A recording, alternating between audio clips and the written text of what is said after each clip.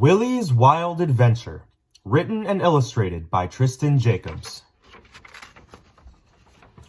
Once there was a worm named Willy. Willy wandered his underground world endlessly, wiggling his way through the dirt, watching the way his wacky worm friends wagged their tails, and wishing he could go to the surface. He had always wondered what the world was like beyond his worm-filled walls. One night, Willy was laying warm in his bed, wrapped up in his blanket of leaves, when... whoosh! A wave of water came rushing into his room. It carried Willy up through the home's tunnels and washed him up on the surface. It was dark and he could barely see through the thick raindrops pelting the ground. He was being tossed around by the raging water, but he managed to wiggle his way to the sidewalk, where it was calm and he could catch a breath. Willy was exhausted and fell asleep there on the wet sidewalk until morning. Willy was awoken by the sound of birds chirping, tweet, tweet, bees buzzing, bzz, bzz, and walkers whistling.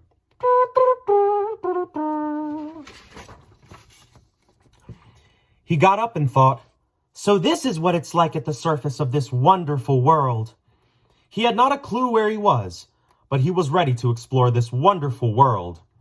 He would soon realize it wasn't as wonderful as he had thought. Willy noticed that the sidewalk he was on was rough and nothing like the wet and warm dirt he was used to. As the sun rose over the tall wooden trees, it began to beam on his back, and it stung. I like warm, but not this warm, Willy worried. Willy began to wiggle up the sidewalk and felt his body getting heavier and heavier as the sun continued to beam on his back. He wanted to explore more of this world, but worried, if I don't get back home, this heat is going to get worse and worse and worse. As he turned to the grass to try to dig his way back home, he was whisked away by a big bird that had talons as sharp as nails, a beak as yellow as the sun, and wings that spread out wider than a whale. Willy could feel the wind on his face and see the wild as high as a plane as he was wrapped up in the bird's talons. It was awesome, but he realized he was getting further and further from home and began to whine and wiggle. The bird carrying him asked, "What's your name, little one?"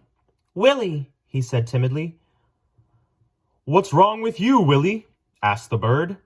"I want to go back home where it's warm, back to my family," Willy cried. The bird wanted to help little Willy find his way back home, and he did. With a quick whoosh, the bird dived down, waving through the wind, and swooped down to a wishing well. Here is where you make a wish, little one.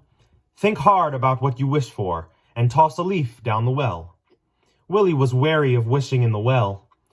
The bird said, I know you're scared right now, little Willy, but trust that your wish will guide you home. Willy knew that the bird was wise, and trusted that he would help him find his way home. Willy nodded his head to the bird. He was ready. The bird picked up a leaf and gave it to Willy. Willy took a deep breath and said, I wish to go back home and return to my warm underground world. He tossed the leaf down the well. He worried that it wouldn't work. When the leaf finally touched the water at the bottom, the well lit up and glowed a bright shimmering yellow. The leaf flew up, swept Willy off the well, and fastly flew him away. Willy turned around and waved goodbye to the bird. Thank you, Willy yelled. No, thank you, the bird yelled back. The leaf was flying so fast, Willy felt a rush of wind.